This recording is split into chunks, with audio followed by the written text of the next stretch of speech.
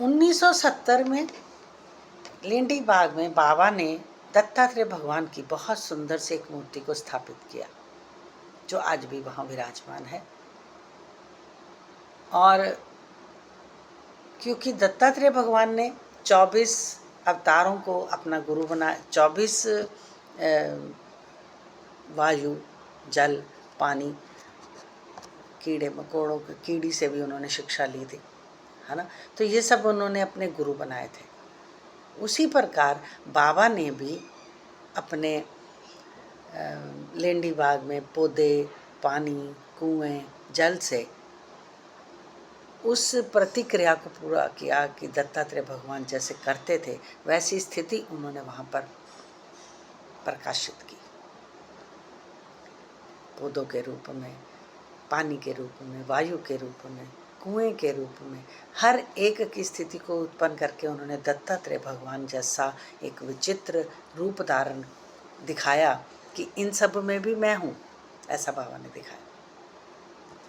वो भक्त जो थे वो बाबा को कई बार, जैसे उनका नाम आता है माधवराव देशपांडे जी, और श्यामा जी ने बाबा को दत्तात्रेय के रूप में भी देखा, उनको दर्शन हुए, ऐसा कहा जाता है साइंसी चिंतन में। और उसके बाद 1972 में उस जगह पर एक बहुत सुंदर सा एक मंदिर बनाया गया। बहुत, आज भी लोग कहते हैं वहाँ जाते हैं और उसकी आसपास की परिक्रमा करते हैं। उसके बाद बाबा ने हनुमान मंदिर भी वहाँ स्थापित किया। उसके बाद भगवान शिव का है। ऐसे बहुत सारे मंदिर हैं जो बाबा ने वहाँ पर बनाए। आज भी हम लोग जाते हैं तो वहाँ पर हम बाबा के दर्शन, वहाँ पर सब मंदिरों में जाकर बाबा के दर्शन करते हैं, परिक्रमा भी वहाँ करते हैं। ये एक अद्भुत दृश्य है कि बाबा वैसा रूप धारण कर लेते थे जैसा भक्त चाहते थे। जैसा भक्त चाहते थे ना, वैसा रूप धारण कर लेते थे। अवतार थे वो दत्तात्रेय भगवान के। एक बार एक भक्त बाबा के दर्शन करने के लिए आया और कहने लगा कि मैं तो अंदर नहीं जाऊंगा क्योंकि मैं तो राम को मानता हूँ, मैं नहीं जाऊंगा। पर इतने में एक अपने मित्र के साथ वो शिरडी चले गए और जाकर जैसे ही समाधि मंदिर में अंदर जाते हैं तो बाबा उन्हें जोर से चिल्लाकर कहते हैं, समाधि मंदिर के अंदर नहीं आना है क्योंकि मैं राम नहीं हूँ, मैं तो एक साधारण सा फकीर हूँ, मैं फकीरों को दर्शन नहीं करता, ऐसे बोलता था। मैंने भी ऐसे ही कहा था, मैं किसी फकीर के दर्शन नहीं करता, कहते मैं तो राम को मानता हूँ, मैं राम के ही दर्शन करता। साथ ही उनकी पत्नी भी गई और पत्नी को उन्होंने अपना दर्शन राम रूप में दिखाया और वो वहाँ रोने लगी। सबने कहा कि ये रो क्यों रही है? कहते मुझे वहाँ राम दिखाई दे रहे हैं। पति ने कहा ये भावुक है इसलिए इसे राम दिखाई दे रहे हैं, पर वो है नहीं, कहते ये तो एक फकीर है। अब उसकी इस लालसा को कि ये सच में राम हैं कि नहीं हैं, ये दिखाने के लिए बाबा ने उन्हें भी राम के दर्शन कराए, क्योंकि वो अपनी पत्नी को कह रहे थे ये भावुक है, इसे दिख सकते हैं क्योंकि ये बहुत प्रेमवश होकर यहाँ आई है, पर ऐसा है नहीं कुछ भी, कहते। लेकिन बाबा ने उनके पति को भी राम के दर्शन करा दिए, वहीं बैठे बैठे वो नतमस्तक हो जाते हैं। बाबा किसी को ये नहीं कहते थे कि अभी तो तू ये कह रहा था तो अब मेरे पैरों चरणों में गिर पड़ा, ऐसा नहीं कहते थे।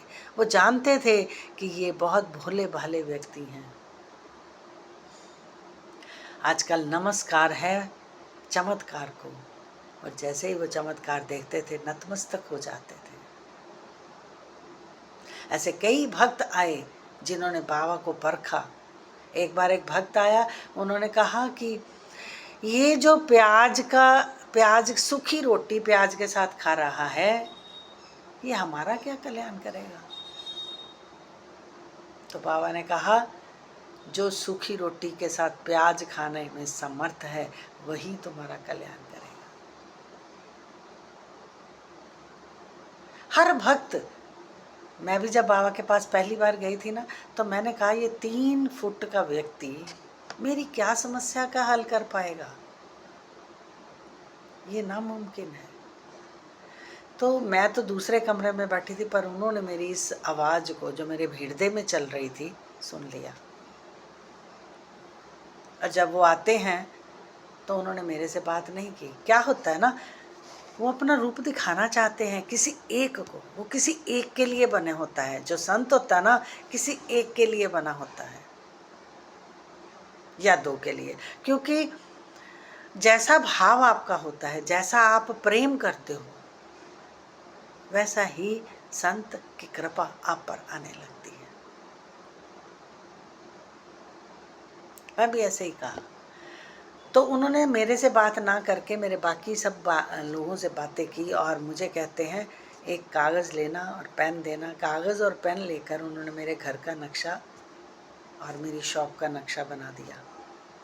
कहते वहाँ से तुलसी हटा ले, बाकी मुझ पर छोड़ दे, मैं तेरे सब काम कर दूँगा। आप सोचोगे मैं यहाँ बैठी मजाक कर रही हूँ, लेकिन मेरे घर पहुँचने से पहले मेरी सारी व्यवस्था बाबा ने कर दी हुई थी। क्योंकि जिसे वो खींचता है, जिसे वो बुलाता है, जिससे वो प्रेम करता है, उसके अतिथि का निमंत्रण जिसे वो देता है आने का, उसके अतिथि का अहोभाग्य भी वही संवारता है,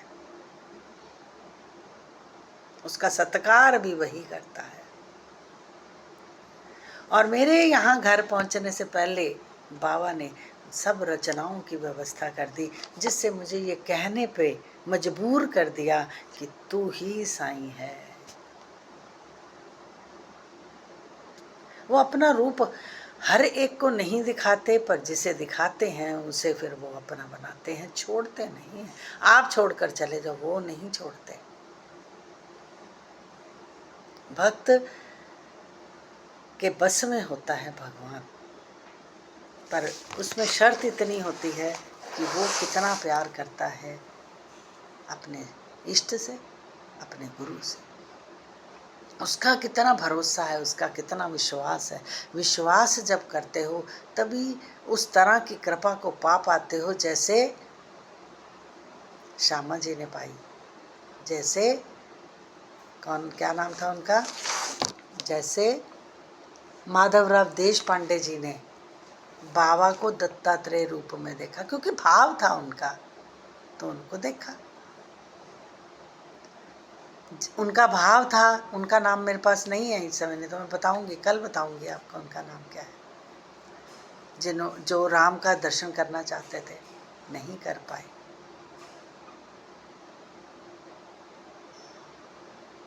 पर उन्हें दर्शन दिए। जो विट्ठल के दर्शन करने चाहता था और कहता था मैं विट्ठल में ही के दर्शन करने के लिए वहाँ जाऊँगा, लेकिन बाबा ने उसे वहीं पर विट्ठल के दर्शन करवा दिए। बाकी की बातें कल करेंगे। ओम साईं राम। उम्मीद करती हूँ आप सब लोगों को ये एपिसोड आज का पसंद आया होगा। अगर अच्छा लगा है तो लाइक, शेयर और कमेंट ज़रूर करें। और